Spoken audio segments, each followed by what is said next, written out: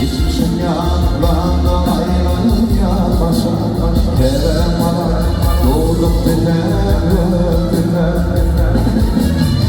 Geçmişim yanlardan ayrılın ya başa Bir ana doğdum dediler